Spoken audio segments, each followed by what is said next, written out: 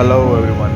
आज का व्लॉग भी पिंडी से शेखुपुरा कबूतर लेने गया था। मैं जी शेखुपुरा अड्डा पे मैं उतरा और यहाँ पे ये देखें जूस वाला, मीठे के जूस वाला बैठा हुआ था, रिक्शे वाला।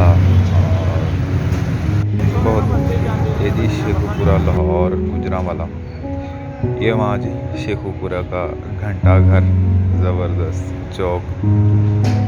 और ये बाइक से लेने गया था जी मैं। बड़े प्यारे भाई थे, बड़ी रिस्पेक्ट की, बड़ी इज्जत की इन्होंने जी।